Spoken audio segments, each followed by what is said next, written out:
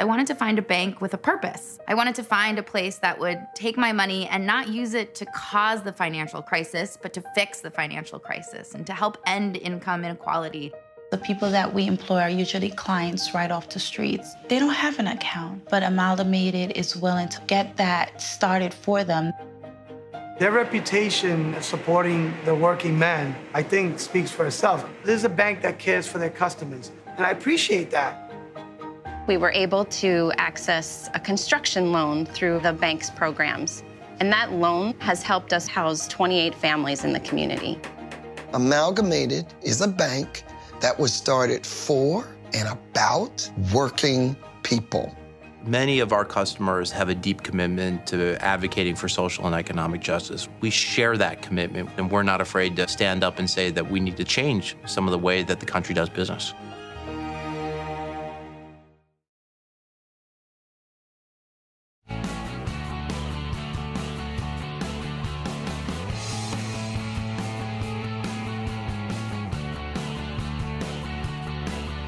Giving you everything you need to fight the Trump administration. This is The Bill Press Show, live at youtube.com/The Bill Press Show. There was conspiracy, there was collusion, there was criminal activity, says Robert Mueller, the beginning of the end for the Trump administration. Hello, everybody. Wow, what a day yesterday. Long time since we've seen anything like it. In fact,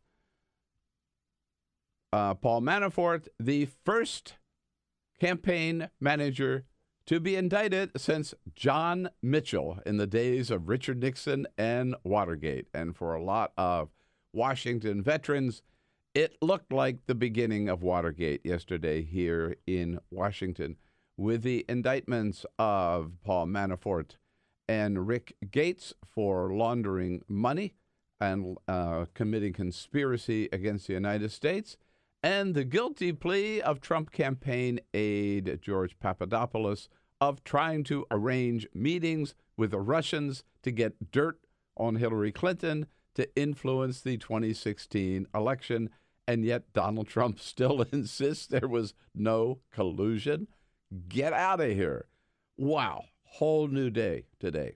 Whole new day. And everything that Donald Trump has been saying for the last 10 months, proven to be totally untrue. Proven to be, to borrow his phrase, fake news. You know what happened? Tell us what you think about it. Go on Twitter, @BP Show. Fill it up. Let us know your thoughts on the big news yesterday and what it means and where we go from here. It is the Bill Press Show. We'll jump right into the news of the day. But first, This is the Full Court Press. Just a couple of other stories. No. Are there other stories? There are other stories, Whoa. believe it or not. Hard to believe. We'll start with the fact that it's Halloween today. Uh-oh. So what is it that is your favorite Halloween candy, Bill? Easy. This is so easy. Oh. But go ahead, Bill. Well, you know what? I like, that's old-fashioned, but I like those little kernels of corn, you know, the little... You like candy You like candy corn? Candy corn, yeah. Oh, you and my girlfriends. You are in a very small minority. You are like one of the few. I can count on one hand the number of people who actually like. Oh, Ray likes candy corn too. There you go. Mm-hmm. What is wrong with you guys? Well, I think it's just, to me, it's just left over from as a little kid. I like Jamie, number one candy is Reese's. Wait, the Reese's Pieces or the Reese's Peanut Butter Cup? Peanut Butter Cup. That is correct. That is correct. No one eats those pieces. Well, I like Reese's Pieces. Why? Reese's Peanut Butter Cup. Oh, they're delicious, but No. the cups are far superior. Is my point. But here's the story. If you want shelled peanut butter candies, get the peanut M&Ms. That's not peanut butter. That's peanut and chocolate. It's not Go even ahead. close. Fine, Anyway, whatever. Forbes put together a list of the Can we 10 get back on track here? Well, it's just, this is well, you said candy corn was your favorite candy. That took us off track. Forbes put together a list of the 10 most loved and 10 most hated Halloween candies. These are the most popular and least popular Halloween candies. Jamie and I are correct. The most popular Halloween candy is Reese's Peanut Butter Cups, followed by Snickers, which I also endorse. I like. Sure. Yeah, I like. And Milky Ways. All of Milky that. Ways are I like good. those. Milky Ways will work. Milky Way's not even in the top 10, unfortunately. But I don't disagree with you. But so it's Reese's Peanut Butter Cups, Snickers, Twix, Kit Kat, and M&Ms are at the top of the list. At the bottom of the list, number one is circus peanuts. Do not give away circus peanuts. Okay. Number 2 is candy corn. Number 3 is wax Coke bottles. Necco wafers and peanut butter kisses. Yeah, Necco wafers. Oh, yeah, Necco wafers. Boy, those are 40s, 1940s. So, listen, you know why this is a meaningless survey? Why? Because I'm sure at every house, just like our house, you get what we give you, baby. Okay? What are you giving out tonight? No, just a big bag of candy, and kids walk up, and I reach in, put in whatever comes up. They don't get to pick and choose. No. I'm not saying that. You gonna slip some weed candy in there? Well, no, don't do that. Although people, like certain law enforcement agencies are warning about that. But it just Why would you give away your weed candy? It never happened. No. Trick or treat.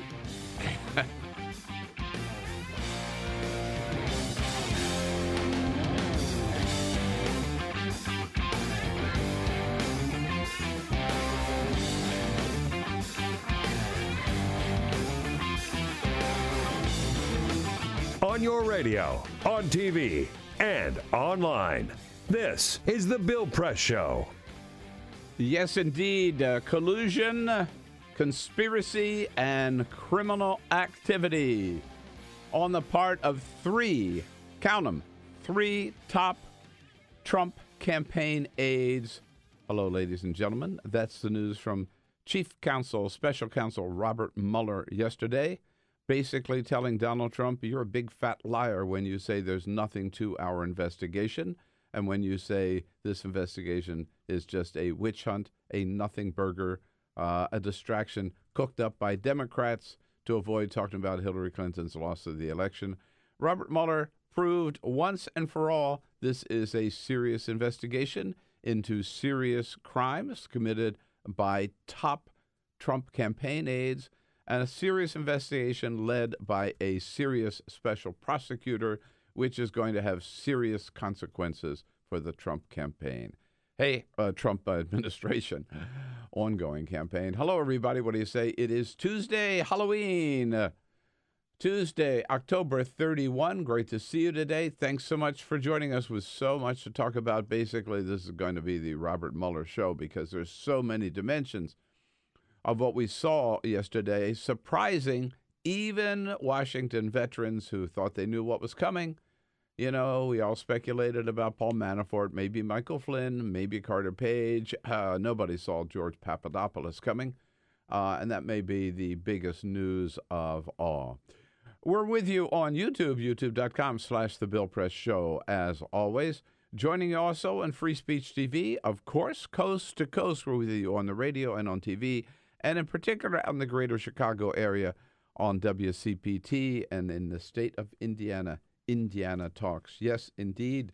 It was just about 8 o'clock yesterday morning, East Coast time, right in the middle of our show, that we learned that indeed, as CNN had reported, Robert Mueller had reached the end of the first phase of his investigation, had gathered enough information to be able to charge 2 people with crimes, convened a grand jury last Friday here in Washington, D.C. They approved of the charges. Those individuals, Paul Manafort, former campaign manager, and Rick Gates, his business associate who joined him in the Trump campaign, were informed they were going to be indicted on charge of 12 counts of conspiracy against the United States, laundering money, conspiracy to hide payments from foreign governments, and they were ordered to turn themselves, they were asked to, politely, which means ordered when the FBI asks you, that's an order, to turn themselves in yesterday morning at the federal courthouse here in Washington, D.C. We heard that news, reported that news. That was big news as the president's campaign manager. Donald Trump immediately tweeted out, all this happened before he went to work for me in the campaign, which, by the way, is not true. And he said, and note, there was, in caps, no collusion. Well, that tweet sort of melted an hour later when it was revealed that in addition to those 2 indictments, there was also a guilty plea on the part of a campaign aide called George Papadopoulos, who was part of Donald Trump's national security team, his foreign policy team, that he put together in a hurry because people pointed out at one time back in June, July of 2016, that he didn't have any foreign policy advisors. So he hustled together a team real quickly under the leadership of Jeff Sessions. George Papadopoulos was one of those members, and he went about and picked up as his mission, going to London, meeting with Russian, the professor, he calls him, a Russian contact who said, we got lots of dirt on Hillary Clinton. In fact, I'm going to introduce you to a relative of Vladimir Putin's. Papadopoulos thought it was Putin's niece. He proceeds to try to set up meetings. He talks to top campaign aides about what he can, these meetings. They encourage him to go forward. Papadopoulos even talked to Donald Trump about what he was doing, making all these Russian connections. And so that just belies everything Donald Trump said about no connections, no meetings, no collusion, no nothing, nobody around him had any contacts with the Russians. It is all just total false, total pack of lies. No. Yeah. No. Serious, serious, serious stuff, folks. Not just for Paul Manafort and Rick Gates and George Papadopoulos, but for who knows else in the Trump administration. Like, this was the first step. That first step. This was the first step. And I made that point yesterday. I'm going to make it again today. Sarah Sanders said yesterday at the briefing, we'll get to the briefing in just a second, that they know, they have inside information that the Mueller investigation is winding down. They are living on Mars if they believe that. I mean, nobody believes that. Every every former prosecutor, U.S. attorney talked to yesterday said the same thing. Clearly, what Mueller is doing is a serious, ongoing investigation. In fact, Mueller has said that. I was just looking. One of his aides said that yesterday, that this is a serious investigation that is basically just getting started. So on the briefing yesterday, you will not believe here. So here is Sarah Sanders' opening statement. And by the way, the briefing room was packed yesterday. Everybody wanted to know, how's the White House going to respond, right? Are they going to take any responsibility? No, no, hell no. Sarah Sanders starting off with, I believe, the biggest lie ever heard from the White House briefing room podium. Today's announcement has nothing to do with the president, has nothing to do with the president's campaign or campaign activity. How can she say that? How can she say that? Okay, it has nothing to do with the president. Paul Manafort, Rick Gates, George Papadopoulos all worked for Donald Trump. It has nothing to do with the campaign. All three of them worked in the Trump campaign. Paul Manafort was laundering money. He started representing this Ukrainian political party before, but he was no longer representing them, but he was still laundering money while he was working for Donald Trump. George Papadopoulos was on Donald Trump's foreign policy team. In fact, right after he named him to his foreign policy team, back in March, earlier than I thought, March in 2016, Donald Trump bragging about having little Papadopoulos on his team. George Papadopoulos, he's an oil and energy consultant, excellent guy. Excellent guy. Yeah. Papadopoulos. Excellent guy. Yeah, right. Now they're saying, what? Oh, what? In fact, Sarah Sanders yesterday says, well, actually, he was just a volunteer. Nobody paid any attention to him. He reached out and nothing happened beyond that, which I think shows, one, his level of importance in the campaign, and two, shows what little role he had within coordinating anything officially for the campaign. Yeah, well, the meeting that Papadopoulos was trying to set up between Donald Trump and Vladimir Putin never happened, but he was told And you got to read the indictment. Papadopoulos was told, informed, kept the Trump campaign officials, Sam Clovis and others, totally informed of what he was doing. They encouraged him to move forward. They congratulated him for his good work. And in those conversations, Papadopoulos has told, he first lied about it and got caught. And then he admitted that he lied and pleaded guilty. And he says, and then the indictment lays this out, that what this professor promised was dirt on Hillary Clinton, that they had hacked into her emails and the DNC. They had her emails. They had dirt on her. That's why they wanted to meet with the Trump campaign. Talk about this is exactly what collusion is. And that led to the July 9 meeting at Trump Tower with Donald Trump Jr. and Jared Kushner and guess who? Paul Manafort, with the woman from Russia, the attorney, who had Kremlin ties and allegedly was going to bring all this dirt with her. And remember when Donald Trump Jr. found out that's what the meeting was all about? He emailed back, "I love it." Yeah. I love it. Right. So, I mean, this is on the part of Manafort and the part of Gates, and particularly on the part of Papadopoulos. This is bad news. And here's what, here's how, if I can find it here, here's how Robert Mueller yesterday described Papadopoulos. He calls him, in the indictment, quote, a proactive cooperator. Boy, that is not something I want Paul Manafort to call me. No, that's Mueller. Or what I want Mueller to call me. Right. But do you know what that means?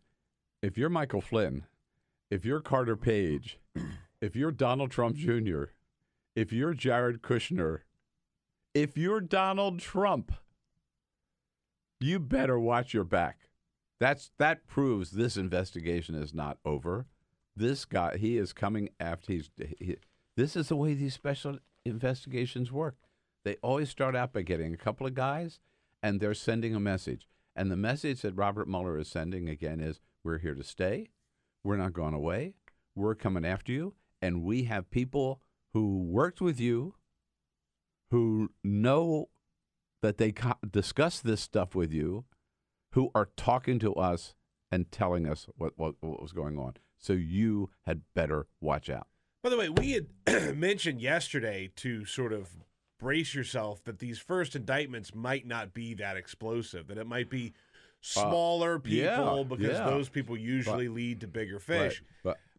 I mean, we knew that Manafort might be a possibility. We know that Michael Flynn might be a possibility for future indictments and things like that. But this is not the end of the road. This is how these things start. They start out by getting people that they think that they can give information on bigger fish. Right. Okay. But Paul Manafort's a big fish. I was surprised. Yeah, I agree. But also I think he can lead to even bigger fish. Absolutely. And the National Security Advisor, for example, is a bigger fish.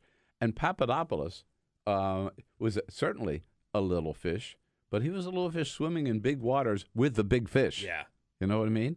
And he's the one, everybody says, he is the one who is most dangerous, that the one who could create the biggest problems of all. And again, so Donald Trump still trying to deny it, still trying to say, why aren't they talking about Hillary? Sarah Sanders said that yesterday, dismissing the role of Paul Manafort. Way back, I remember Sean Spicer, I was there the day Sean Spicer said, oh, Paul Manafort played a very limited role. He was a campaign manager. That's not a limited role. That's as high as you can get in the campaign. And Ben Papadopoulos was on Jeff Sessions' Foreign Policy National Security Advisory Team, which, by the way, raises the question about what did Jeff Sessions know about what George Papadopoulos was doing in setting up these Russian meetings. We'll probably find out more about that. By the way, as well. By the way, look at who Donald Trump's campaign managers have been. Number one, Corey Lewandowski, who is accused of assaulting a woman. Right. At a Trump campaign event. So he's no good anymore. So they bring in Paul Manafort, who's now been indicted. And you know the third one was? Steve Bannon. Right. There you go. And this. So 2 out of 3 have faced some sort of charge. Yeah. And the whole thing yesterday did remind us of Donald Trump saying over and over again that he would only hire the very, very best. That's right. So look at the people that he's hired and fired, right? Fired Reince Priebus, fired Sean Spicer, fired Michael Flynn, fired James Comey, fired I don't know how many others, and hired Paul Manafort, fired him, Rick Gates, fired him, and then all these other people who turn out to be common criminals. By the way, we must say, Paul Manafort, he made $75 million representing these Ukrainian politicians, this Ukrainian political party, $75 million, which he used after laundering it through, I don't know, the Cayman Islands or the Seychelles or something. He lived a good life. He had a $2 million house in Arlington, right across the river. He had a brown house in New York City. For a while, he had a condo in Trump Tower. He spent $6.4 million on housing. He spent $1.3 million on new suits in New York and Beverly Hills. Wow. He bought 3 Range Rovers and a Mercedes-Benz. Must be nice. God knows what else he spent money on. It's just unbelievable. So to be clear, Mr. Trump has no financial relationships with any Russian oligarchs. That's what he said. That's what I said. That's obviously what our position is. There it is. There he is. Either Paul Manafort woke up drunk that morning clear. giving that interview and just had to stammer all the way through that interview, or he is very, very guilty. Yeah. Neither one is very good. No, right. So just summing up, this is the whole kind of scenario that the White House has been trying to sell for so far this year, that, and certainly since Mueller took over, but even under Comey, that the whole Russia investigation was a nothing burger. There was nothing there. There were never any contacts. This was all just invented by Democrats, again, because they couldn't accept the fact that Hillary lost. And what we really ought to be doing should be investigating Hillary Clinton and the uranium deal or the dossier or anything. It's all gone. That's all gone. They'll continue to try to say that. Nobody believes it anymore. Robert Mueller has just shut that whole thing down. And we know now, Robert Mueller, this is a serious investigation. This is, as Joe Biden would say, a BFD, and it ain't over yet. And this is going to dog the Trump administration. And I believe there definitely will be more indictments. There'll be more charges, more indictments. And they're going to go now from the camp. Will you watch? They're going to go from the campaign inside the Trump White House. And I believe they could go all the way to the Oval Office. It was interesting to see the reaction yesterday on the part of members of Congress. The Republicans were just falling all over themselves, trying to distance themselves from anything that Robert Mueller has said. John Cornyn, number 2 Republican in the Senate, says, it ain't our job to talk about this. A special counsel was appointed by the Department of Justice, and that is the person you need to be asking the question of. That's not our responsibility. By the way, at this same press conference, Chuck Grassley tried to scramble so fast to get out of there that he ran into a pair of American flags. Some type of metaphor. Hey, there. he's I a can't bigger figure it out. He's a bigger patriot than you are. That man runs into American flags. That's it. But so Gordon just say, no, it's not our job. Wait a minute. The president's 2 of his top aides are indicted for criminal activity. No, we're not supposed to comment on that.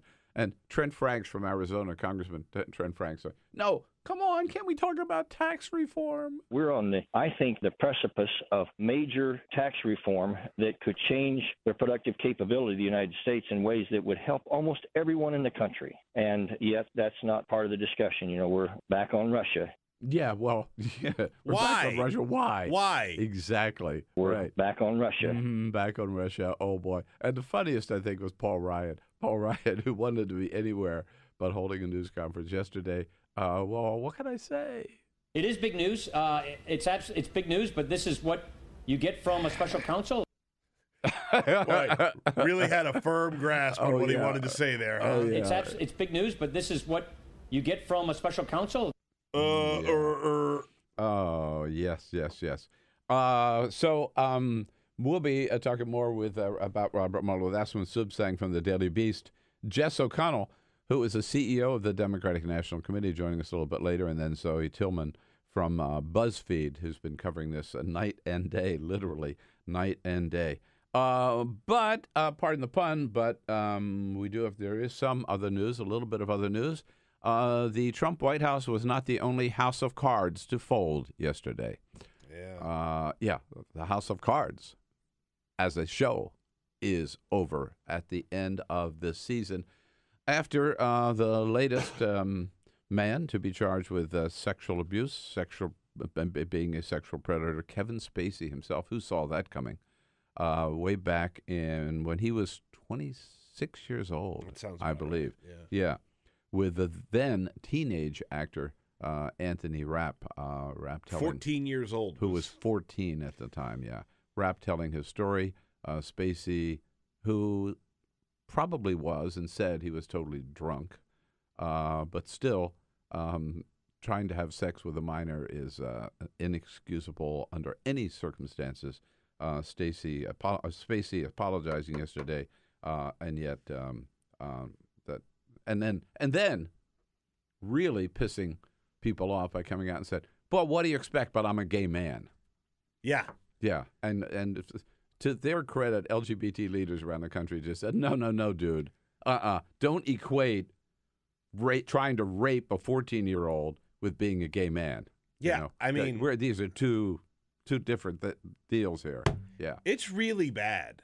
Really bad. It's really, really bad. And look, I mean, kudos to Netflix for saying that they're disturbed by this, and kudos for people to come out and say, like you said, many leaders of the LGBT community that just said, look, coming out and being yourself and putting that out there is a hard thing to do for a lot of people.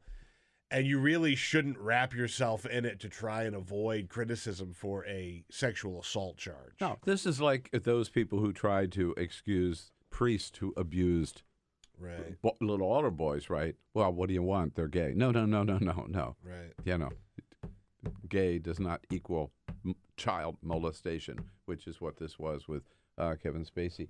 I was a little surprised that they didn't just dump Spacey and come up with some new twist for the show, but I guess without him there is no show.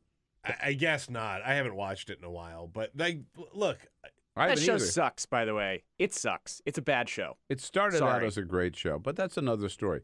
It's been a very successful franchise. Sure, yeah. I mean, look, Netflix has built a lot of subscribers off of that show. Yeah. Like I said, I haven't watched it in a while, but I don't know how they do it without him. No.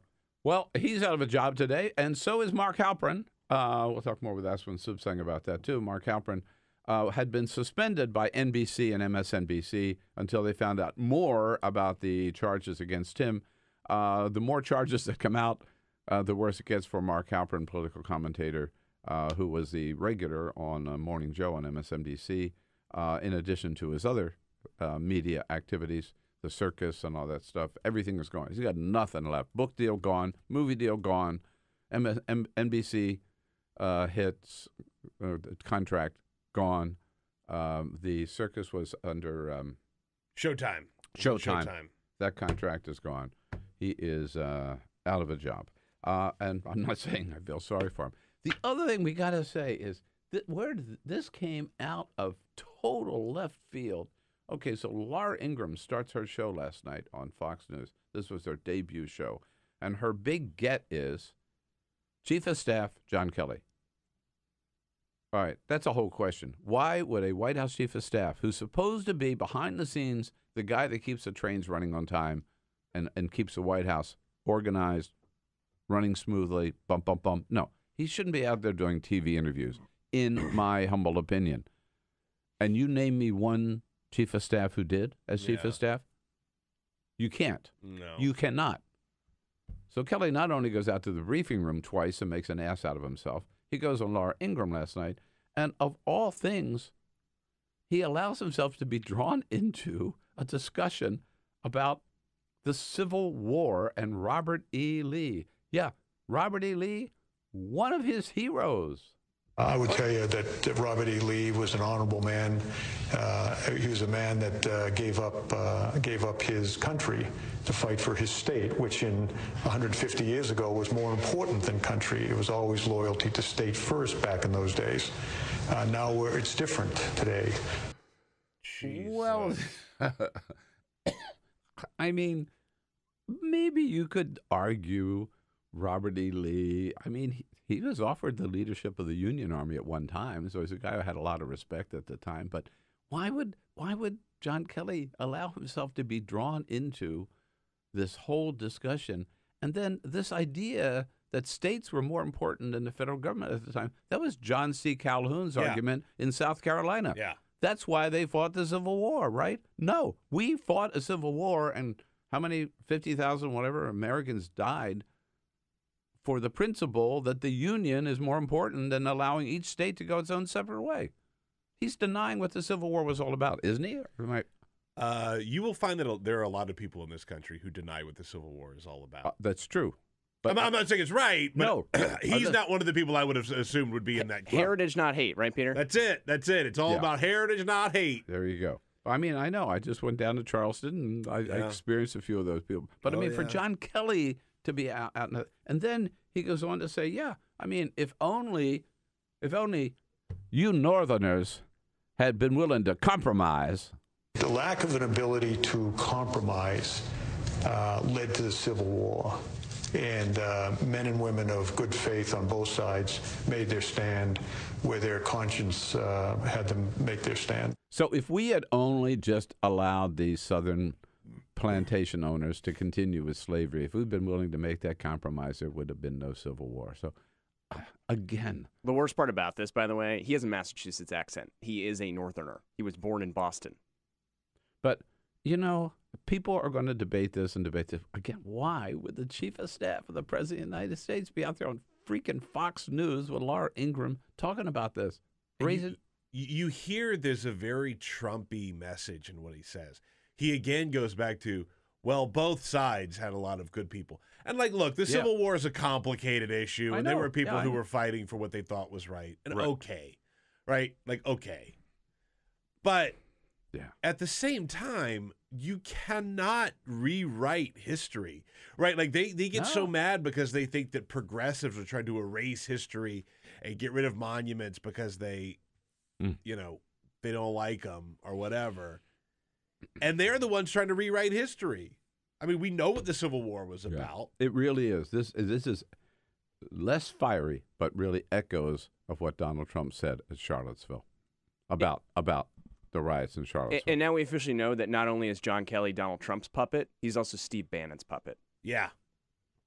I mean, any respect I ever had for John Kelly is gone. He is nothing but a political puppet of Donald Trump. He's allowed us. Maybe he was that all along, but he fooled us for a while. Asawin Suebsaeng from Daily Beast, all over the Mark Halperin, the Steve Bannon story, the Rick Gates story. Here to tell us all about it. Coming up next. That's what he said. That's what I said. That's obviously what our position is. Download our podcast. Search for The Bill Press Show on iTunes. And remember to rate, review, and subscribe. This is The Bill Press Show.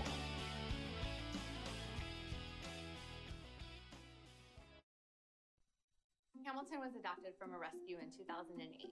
He really likes to be around people. And as soon as I start to make my breakfast, Hamilton is right there. I get out my mat and I'm doing a downward dog and he's underneath. He's quite the pug about town. He gets invited to a lot of parties. He knows he's a pretty big deal. I mean, look at this little face. How could you not love him?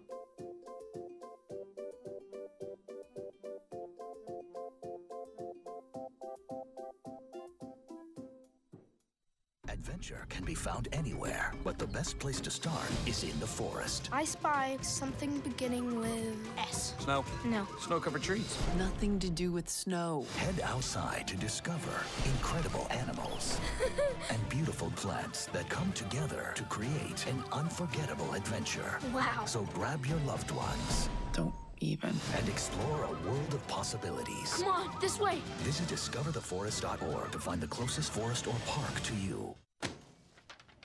Hey, Hard, what's this? That's my resignation letter. You're resigning. Why? Because you're constantly ignoring me? You're half as active as you used to be, and you get stuff like this. You've been putting me under a lot of pressure lately. That's why I'm ready to quit. I forgot. I'll do better. Please, don't quit on me. Okay. But remember, it's not what you say. It's what you do. Listen to your heart. Don't let it quit on you. Let's go for a walk. Uncontrolled high blood pressure could lead to a stroke, heart attack, or death. Get yours to a healthy range before it's too late. Being prepared is a part of who you are. But it's especially important in the case of a disaster. Be informed about possible emergencies in your area. Make a plan that covers where you'll go in an emergency. Build a kit with the things you need to survive.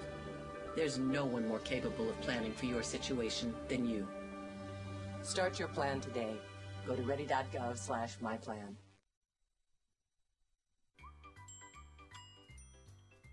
Fancy pants peanut butter?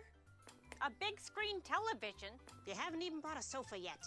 A motorcycle? When your father finds out, he's gonna flip his shoes with 2 buckles? What do you even need 2 buckles for? Mr. Big Shot, buying whiskey shots for everybody in the bar. From the looks of it, I'd say nobody even remembers. Feed the pig.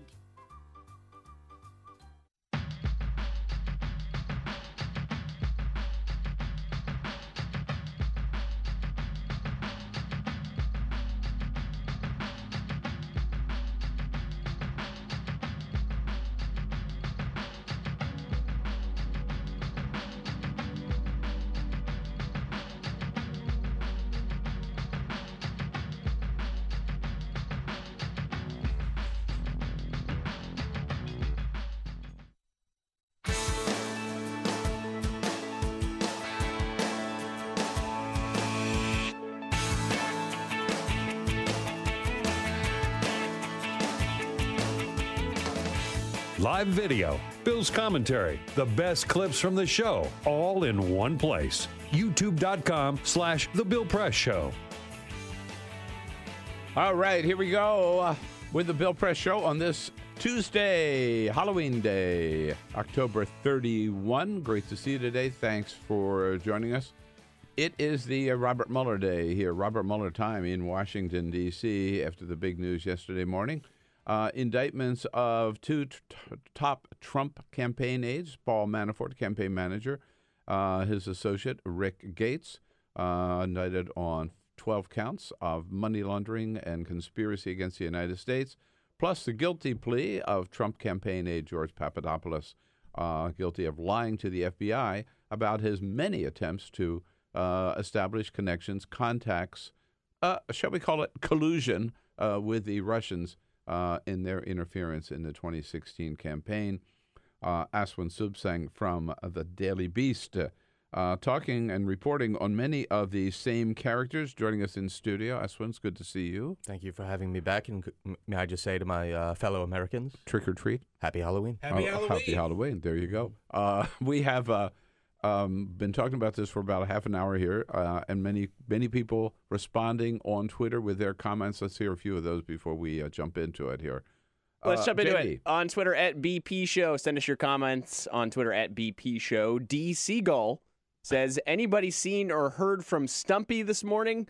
Maybe the White House staff put lock-on mittens on him. I don't think Donald Trump has tweeted yet this morning. He has not. He has not tweeted Nothing yet this morning? I don't have any. No. Okay. Nothing in yet. Phil says Papadopoulos is a guppy compared to the sharks he was swimming with. That's a good way of putting it. And Tom They start with a little fish. That's right. That's right. That's how Mueller works. And Tom asked you, Bill. Have you ever heard a press secretary lie the way that Sarah Sanders does? No. And yesterday, I actually shouted out. At one point, she said, George Papadopoulos, this has, and the three of them, she said, they have nothing to do with the president. And I shouted out, they worked for him. Man. Just got a stare from Sarah Sanders, at any rate. So keep those comments coming. We're on Twitter at BP Show. We also put up a poll yesterday. Go ahead, Bill. I want to come back. Her opening statement. This is I say, Asawin, the biggest lie ever told from the podium, in the White House briefing room. Today's announcement has nothing to do with the president, has nothing to do with the president's campaign or campaign activity. Dang. I mean, they could have used that spin and been marginally kind of misleadingly on the cusp of some sort of truth before the third indictment was unsealed. Right. That had to do with George Papadopoulos. Yeah. Which, of course, was all about the campaign. And George's relatively, to be fair, peripheral function within it. But nevertheless, he was communicating with top campaign brass about these Russia-related meetings that he would not stop trying to make happen. And representing himself as a bona fide Trump operative, right? Right, of course. He exaggerated his role. There's no doubt about it. His emails reek of someone desperately wanting to be taken seriously by the senior officials in a presidential campaign. And by the Russian officials. Right. By the way, it's worth pointing out that he did start working with Ben Carson. I find that sort of delicious.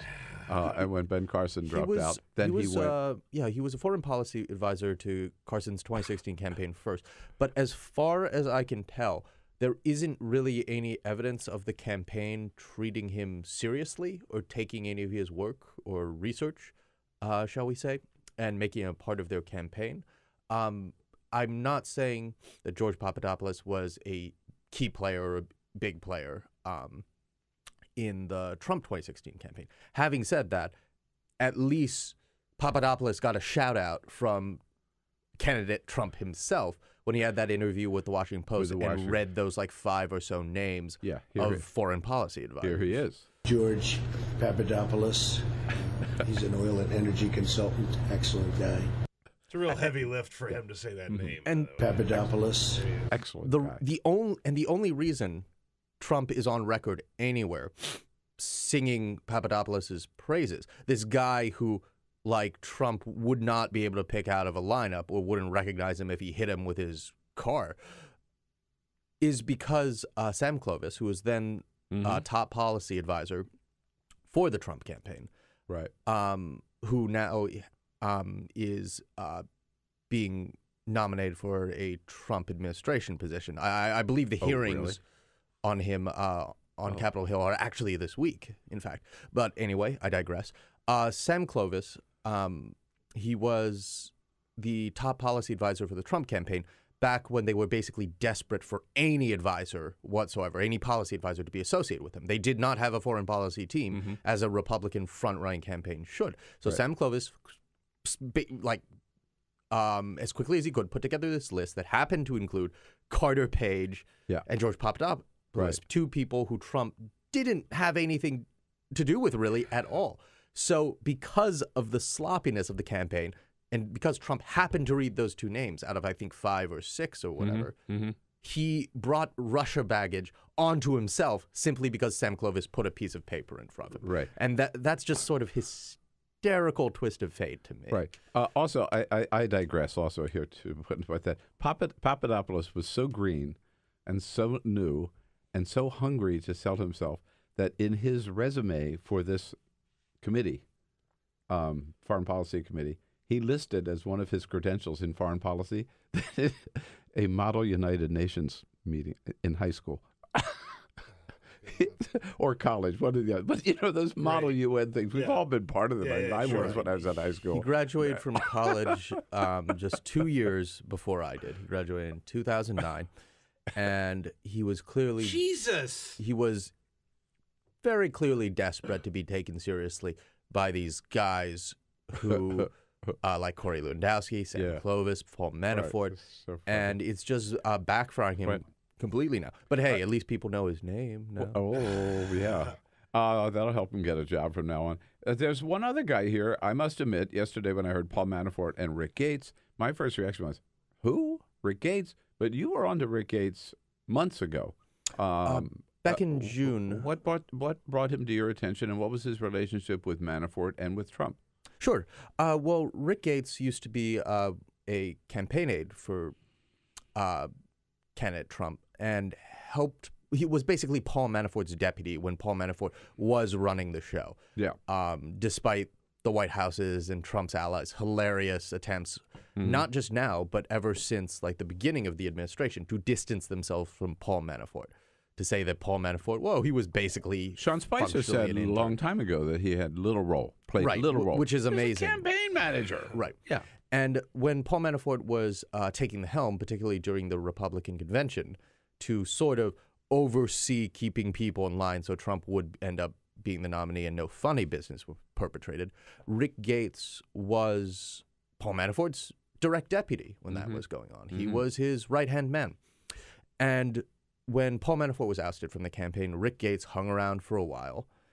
And then post-campaign, he helped out with the inaugural committee.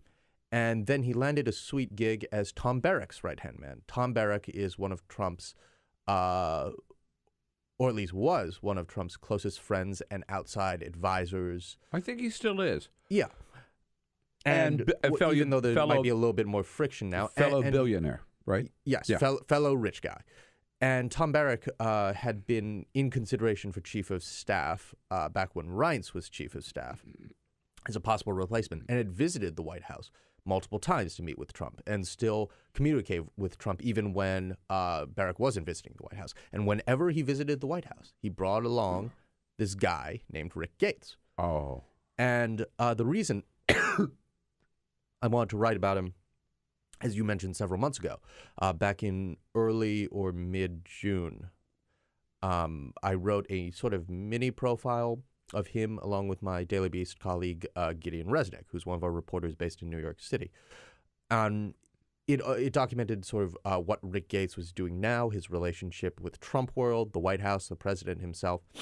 And one of the details we found is that and Rick Gates himself has a sketchy, I guess what you could call pro-Russia streak and lobbying streak, just as his former boss and buddy Paul Manafort, of course, did and does.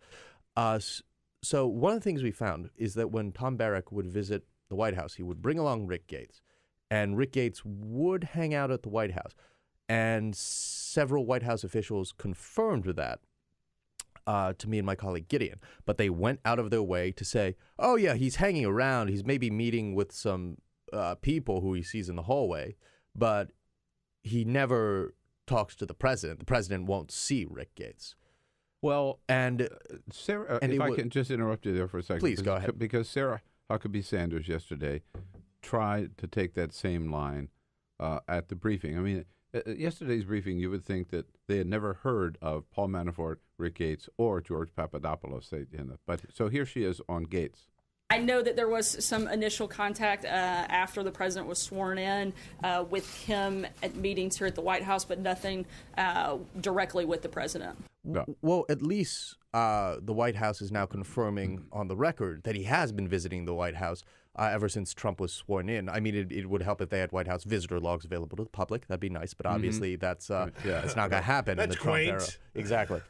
So, but actually, Sarah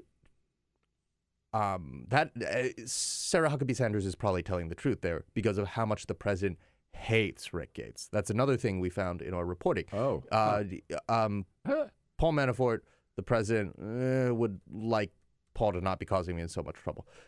George P., president, doesn't know who he is. Rick Gates, the president specifically disliked, and his resentment and distaste for Rick Gates during the campaign actually started out, as we found in our reporting at the Daily Beast, in a sort of darkly humorous instance of mistaken identity. He did not know who Rick Gates was for weeks when he was first working aboard Trump's presidential campaign. He thought whenever somebody would mention Rick, they were talking about Rick Wiley, I believe, who was, I think, Trump's national political director, who was sacked from the campaign not long after he came aboard. Yeah. And there was one instance that was recounted to me by a former senior Trump campaign official who was with the president in a room, and suddenly Rick Gates walks in, and there's quite a few people in the room or in the area. And the president looks over and says, "Who the hell is that?" And it's Rick Gates. All right.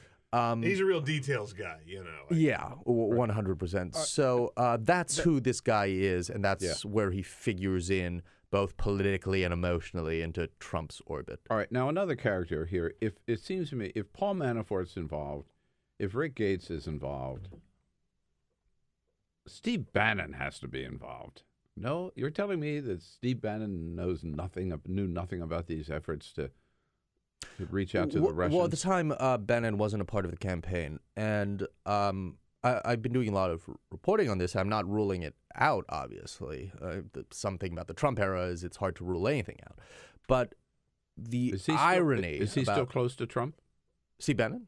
Very much so, and we'll get into that in a moment. I broke some news last night that's exactly about that point.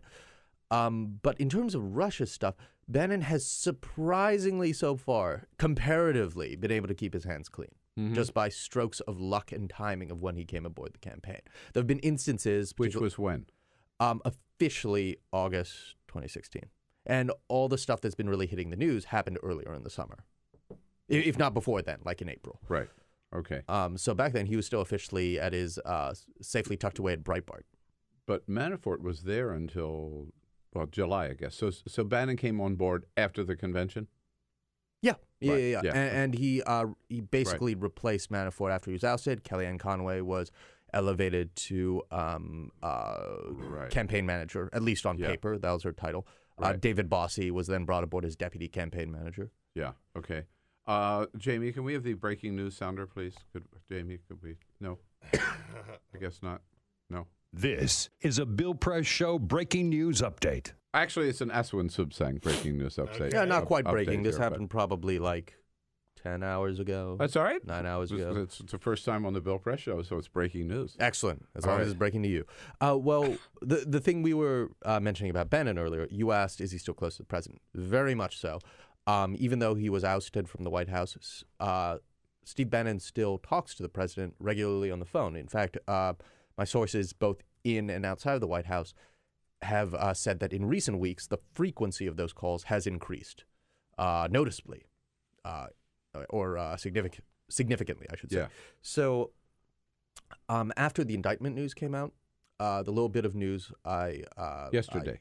I broke last night was that Bannon got on the phone with President Trump and, among other things, urged him to get new lawyers because Bannon is of the opinion that the president's legal team, led by folks like John Dowd and Ty Cobb, is relentlessly and grossly incompetent. So he's not suggesting a firing or demotion of those two guys, but he's been advocating now directly to the president, right into the president's ear during a phone call post-indictment news yesterday. Yesterday morning? No. Yesterday later in the day. Oh, okay. To basically do some layering and bring in people who would be more competent. Lawyer up. Yeah, to work above Dowd and Cobb.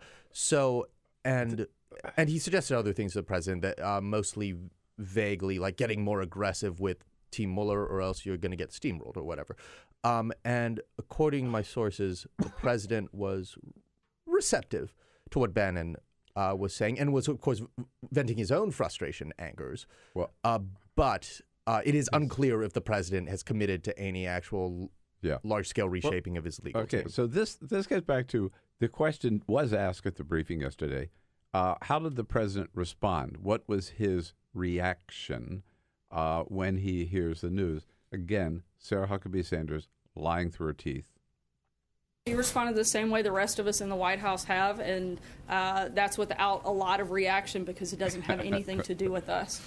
Nice try, Sarah. Washington Post reports this morning that Trump holed himself up in his room yesterday at the White House, didn't get to the Oval Office until really late. He was just watching the cable news and reacting and seething and calling his lawyers and screaming about how they could let this happen. And he did tweet out yesterday morning, before we heard about Papadopoulos, he tweets out, you see, all this happened before they came to work for the campaign. No collusion, right? Then the Papadopoulos story I love broke. the tweet. Also, there is no collusion, all caps. Yeah, That's right. just a standalone So tweet. that he sent out. apparently he was mad at his but this ties into your story that he was mad and screaming at his lawyers, and he was really Well, more specifically, he was busy presidentially screaming at the TV yesterday, yes. which I'm not being cute about it in my phrasing. That is literally a Trump habit. He gets mad, and and I've heard month after month after month from people who are close to the president and who work in the White House that he will yell at his TV screen while he's watching the news. And Don't we all? Right. And sometimes it's very hard to break him away from that habit, when he's supposed to be presidenting or stuff like that. Yeah. And then he'll hate tweet his emotions while watching Fox News. And on days like the Mueller day we had yesterday on Monday, that stuff is exacerbated and it gets worse. And the Washington Post, CNN, I think also Politico, the people who report these stories about the president holding up, yelling at the TV, fuming with rage, are 100% true. Yeah, right. The Daily Beast can confirm, as some would say. All right, so let me ask you this. What role, if any, does Tony Podesta play in any of this? The leading Democratic lobbyist in Washington and one of the top lobbyists, period, in Washington, who resigned from his own firm yesterday because he is somehow linked to Paul Manafort. Well, Tony Podesta has been a scuzzy Democratic character, as there are so many, for quite some time. And as my colleagues Spencer Ackerman and Betsy Woodruff reported yesterday, and have actually reported in weeks before, they were actually ahead of the curve on this, that Mueller's team and his investigation was not just going to ensnare Republicans and Trump allies or people in Trump's orbit. It was going to ensnare at least some Democrats. And Tony Podesta seems at the front of the pack for stuff like so that. So his firm, as I see it, as I've seen so far, Manafort reached out to fellow lobbyists, maybe others, but certainly one of whom was Tony Podesta, and linked him up with one of these Ukrainian political operatives as well, an organization, I believe, that the Podesta group represented. I will have to defer to that the in and of specifics itself is not illegal. The only illegal part of it would be if like Manafort, he did not report the money he was getting from a foreign government, right? Political entity. Yeah, well, on the Tony Podesta stuff, I'll have to defer to other reporters who have been tracking that more closely. But he certainly wasn't. But it's certainly, it's certainly news that he resigned and he thinks something's coming. But unlike the three Trump guys, there's no indictment against him yet. No indictment, not charged with anything, and he may never be charged. But he was caught up in it because he represented some of the same people. I just want to get that out there because Fox News is making it like it's all about Tony Podesta. And if you don't mind, I have something to say about that. Yes. Fox News and other conservative media type or pro-Trump figures who will nonstop say that the real story is the Podestas and Hillary Clinton and Uranium One. That's the real story. Why isn't the mainstream media talking about this? There is no Team Trump-Russia collusion, which is a nonsensical set of talking points and arguments. But let's just take that for what it's worth, which is very little at the moment, and put it this way. If you guys, like Fox News, are so obsessed with this, why did a left-wing rag, according to you guys, like Politico, have to break the Tony Podesta news? Why can't conservative media ever break news or ground on these stories? Why does the liberal, lying mainstream media always have to break news on these stories that you, Fox News, with unlimited resources and money, are so obsessed with covering? It's almost as if Fox News Channel is an unrepentant, unrelenting propaganda network that doesn't actually care about investigative reporting. It's almost as if that is the case.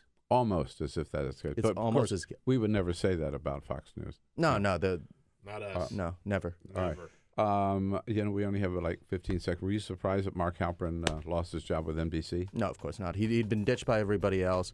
A bunch of accusers were coming forward that would flight in the face of his various employers' zero tolerance policy for sexual harassment and misconduct. At least, policies that they're at least starting to uphold now. And several of those on-the-record accusers talked to me and my colleague late last week. And that's it. Asawin Suebsaeng, thanks for coming in, man. Thank you so much for having me. Busy over everything. This is the Bill Press Show.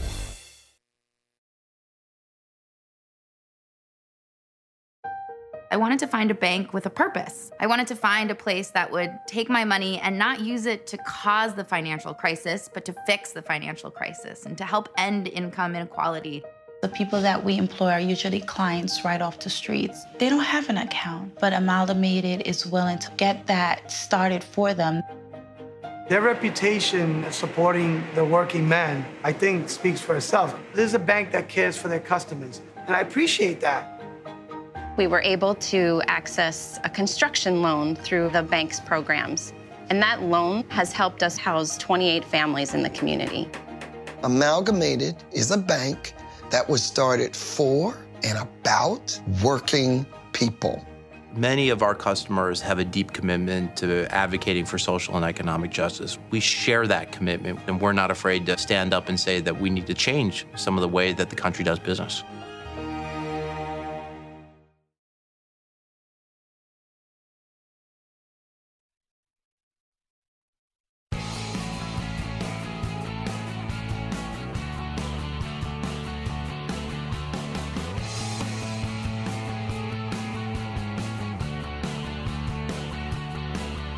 Giving you everything you need to fight the Trump administration. This is The Bill Press Show. Live at youtube.com/The Bill Press Show. Yes, indeed. Happy Halloween, everybody. There was collusion. There was conspiracy. There was criminal activity. So says Special Counsel Robert Mueller yesterday, sending the Trump administration into a tailspin.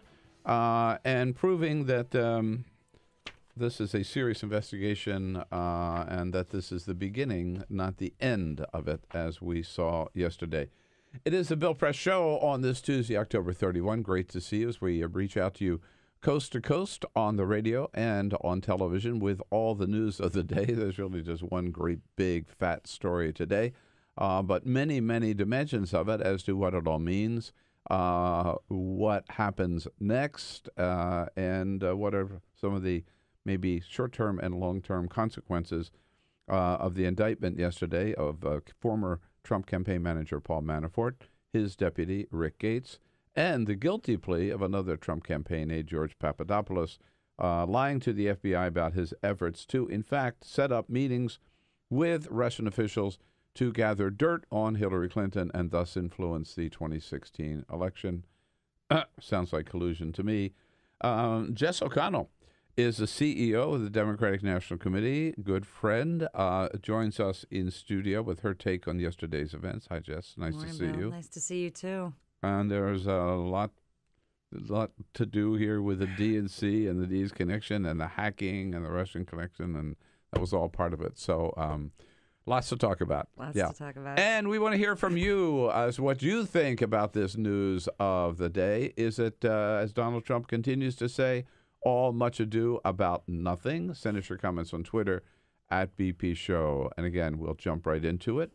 But first, this is the Peter. Full Court Press. Yes, indeed. Just a couple of the stories making news. Morning Consult has a new poll out where they interviewed Americans to find out who the most popular and well-liked senators in America are. Huh. Any guesses as to number one? John McCain. No.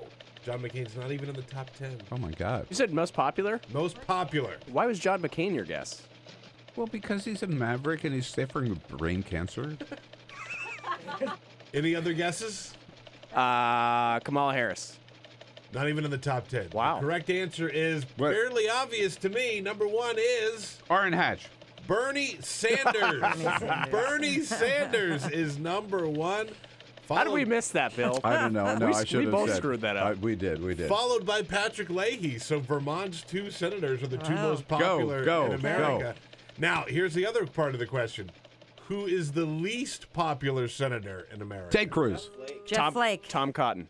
Jeff Flake is very close to the bottom. Tom Cotton also very close to the bottom. But the very bottom is... Ted Cruz.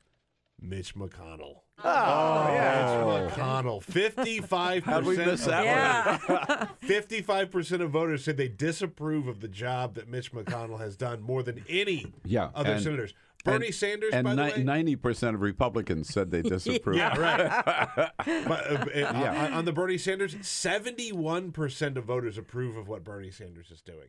So you got Mitch McConnell, 55% disapprove, 71% approve of the job that Bernie Sanders is doing, that's pretty interesting to me. Go, Bernie, go. Yesterday, Facebook released some numbers. How many people were affected by the Russian government-backed hacking or the ads that they put out on Facebook? Facebook says 126 million. There it is. It's not what they started with, though. That's not what they started with, but they say 100. I saw that number. Unbelievable. 26 million people in the United States may have seen posts produced by Russian government-backed agents. This is sort of where the fake news was born, where we talked about fake news. That is a shocking number. So keep that in mind next time you look at Facebook. But I forgot how many thousands of ads. There were like 3,000 ads, weren't there? Or more, 10,000 something. Yeah.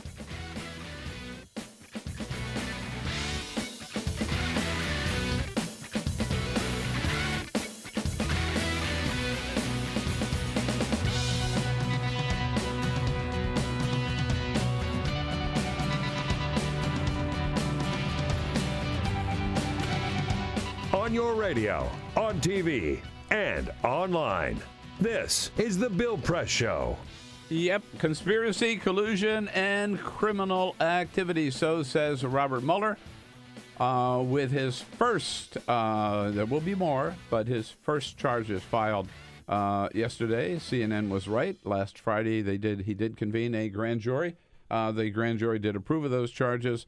Paul Manafort and Rick Gates were ordered to turn themselves in yesterday morning, which they did. But the big surprise was on top of that, George Papadopoulos.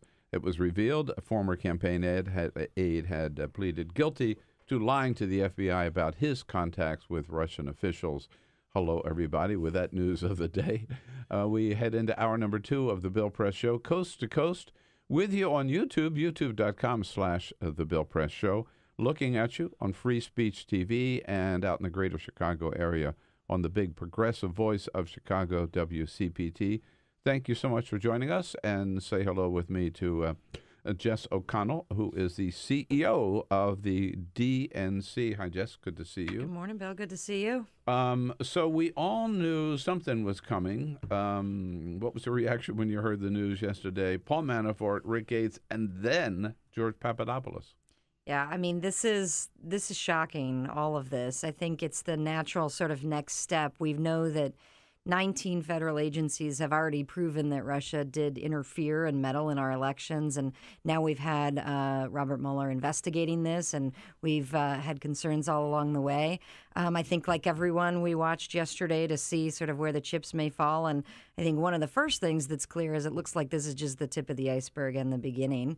I think that, to have the Republican chairman of the current president's presidential campaign, along with top lieutenants, under indictment for conspiracy against the United States is incredibly serious. It's not good for America. It's not good for democracy, but I'm really glad that this investigation is underway.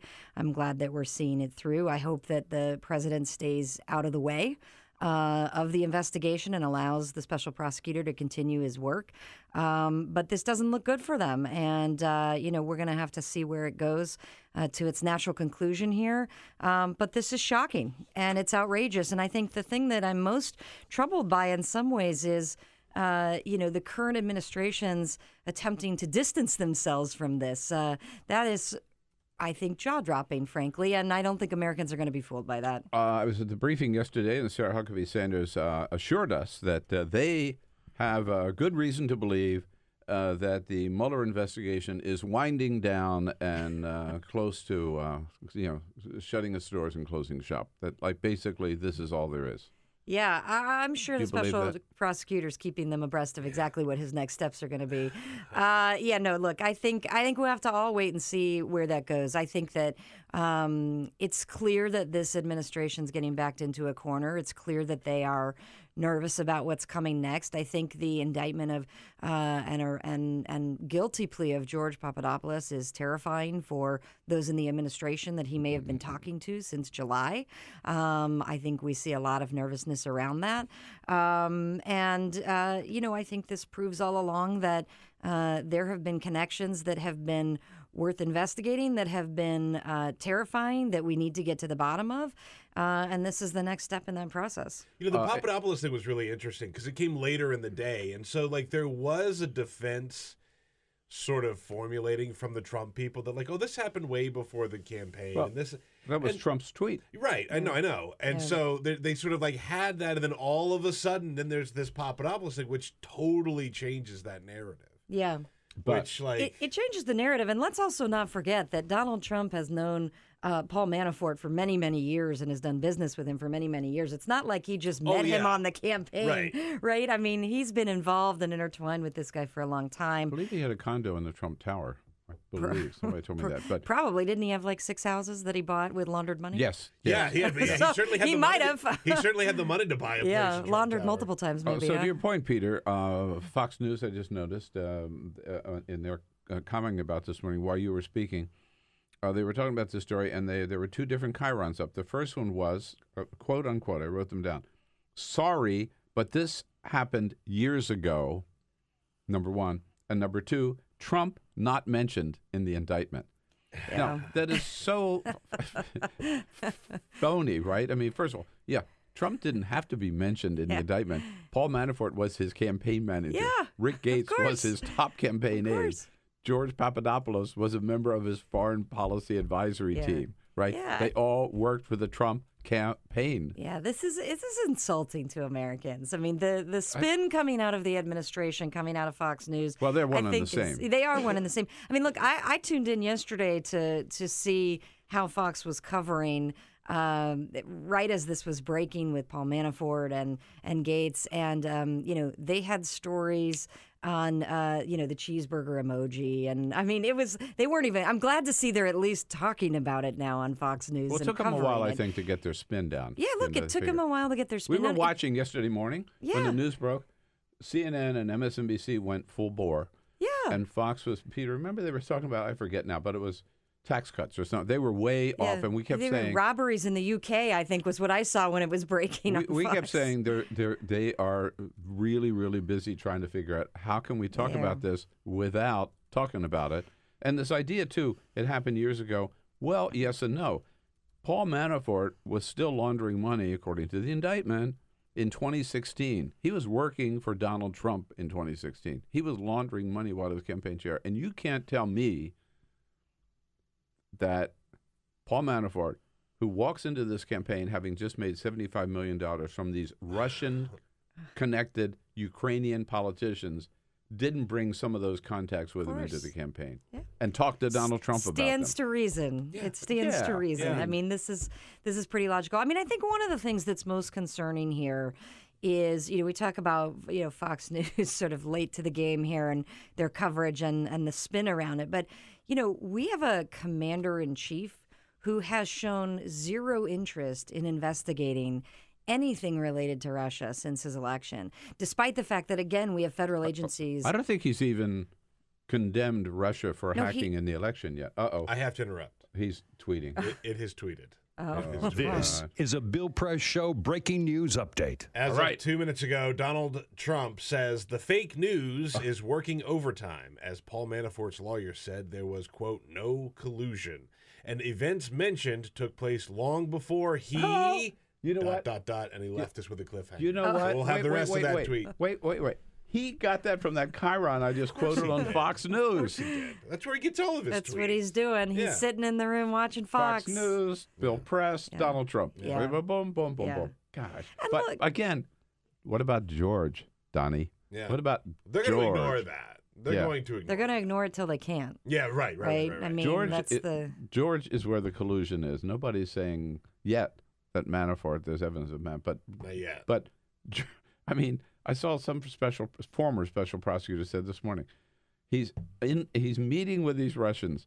They say they've got dirt on Hillary. He says, let's set up some meetings. There are meetings at Trump Tower. That's collusion. Right.